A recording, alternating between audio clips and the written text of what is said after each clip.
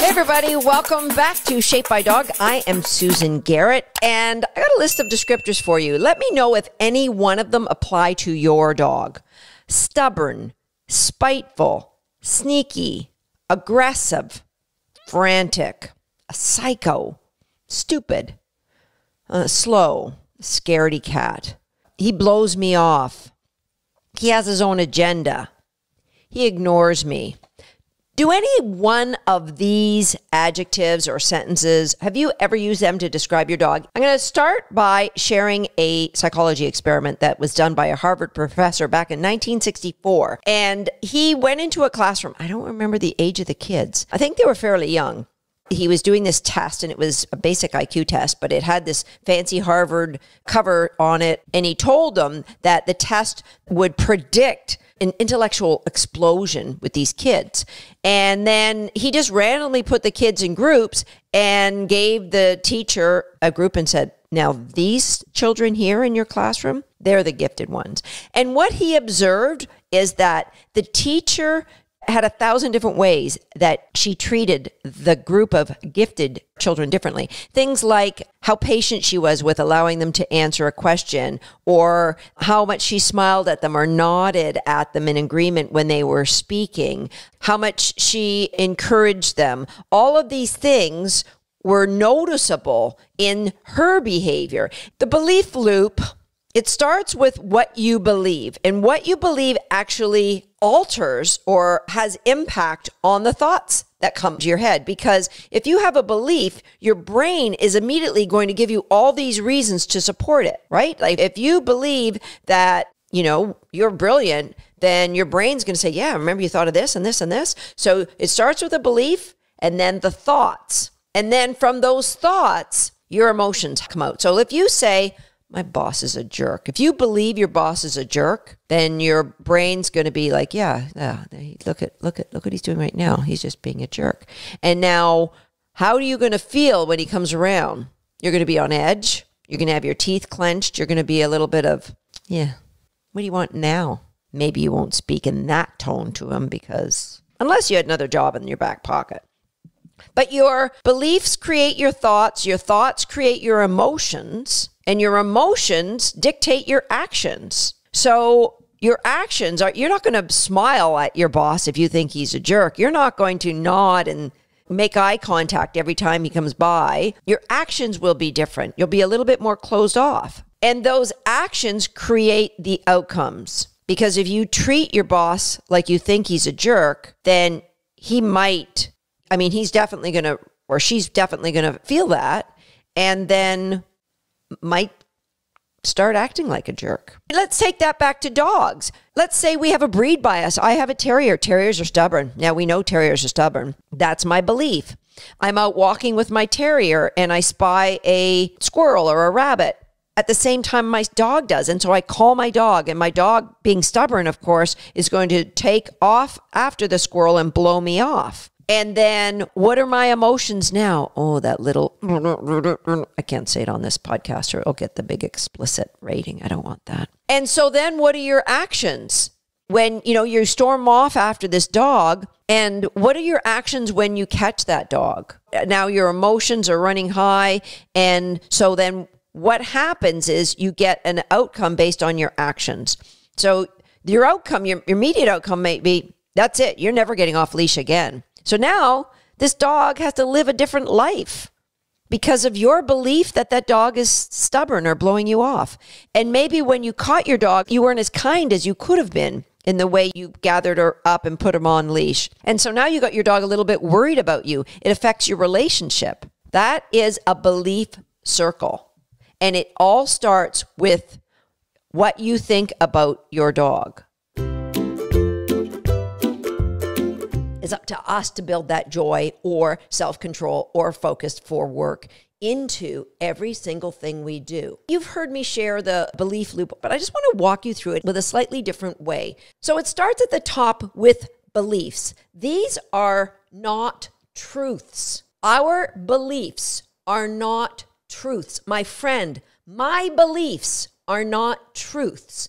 My beliefs are my perceptions. Now, there's a lot of things that will add up in my world to make it pretty clear that most of my beliefs are true, but quite honestly, some of the things I believe are more spiritual and they can't be proven. So our beliefs are our perception. Those perceptions are not our own until we make them our own. Our perception of how things are formed when we're children. A lot of my beliefs and perceptions started with my big family, my siblings, and definitely my parents.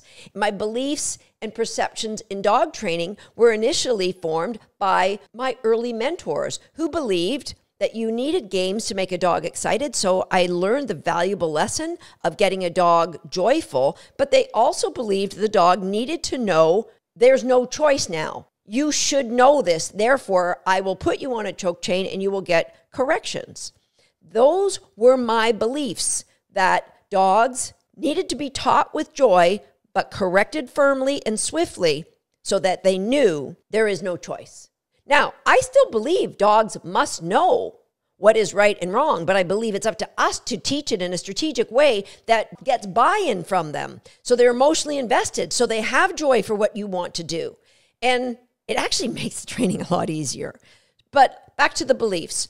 They're formed by your predecessors. They're formed by your family and friends. They're formed by your mentors. Their ideology gets cemented in you, especially if you are brand new to dog ownership or this is your first agility dog. And their authority.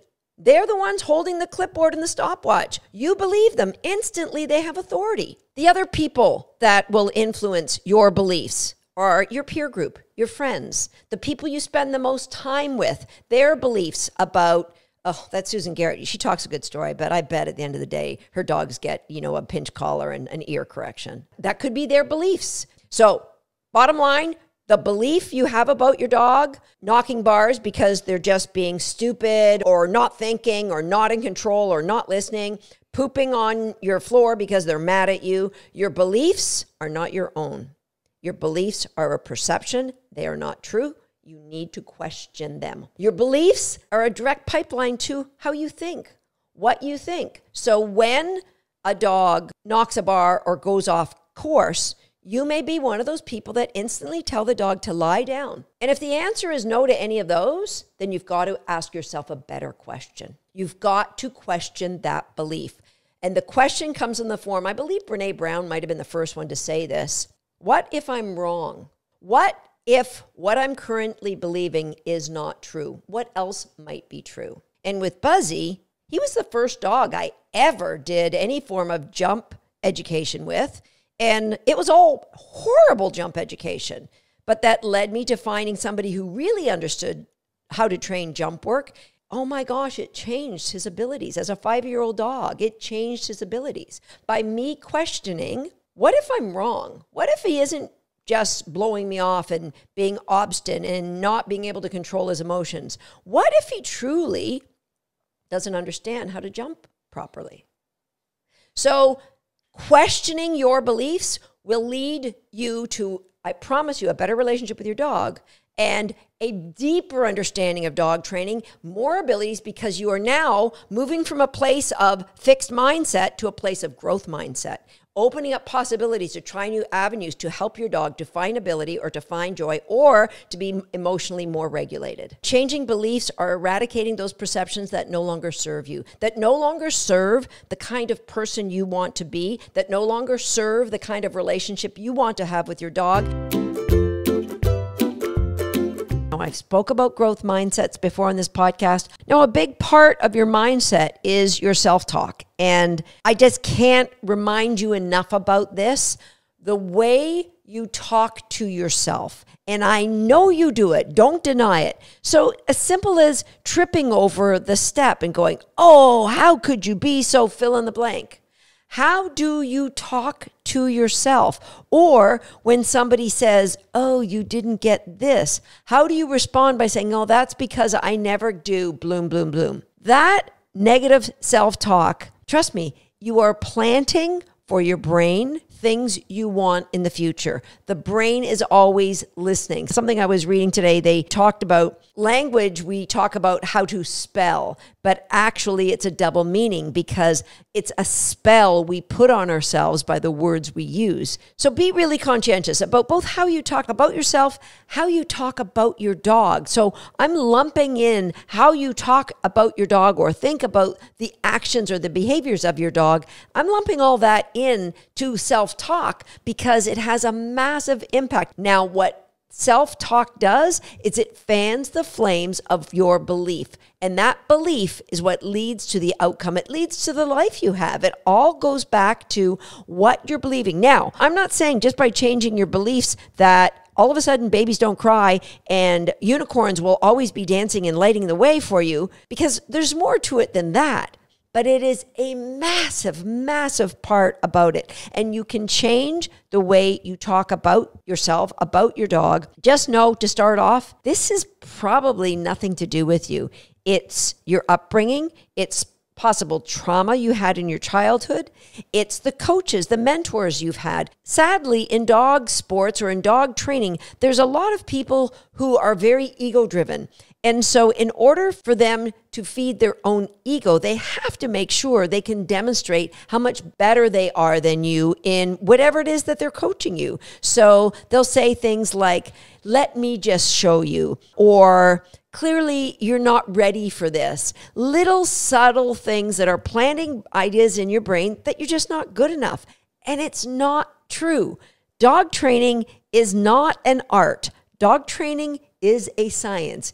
Anyone who applies themselves can get really, really good at it. So you need to remember that it starts with you. Look in the mirror. How do you talk about yourself? And it also comes from the programming you're giving your brain. So your brain might be programmed by things like meditation or visualization or reading or Netflix or Facebook and TikTok or mantras. Do you see what I mean? Several of those things would be really, really good to program your brain because they're intentionally taking you to a better place. Some of those things are taking the power to program your brain and you're giving it away to complete strangers. Here, put in any ideas you want.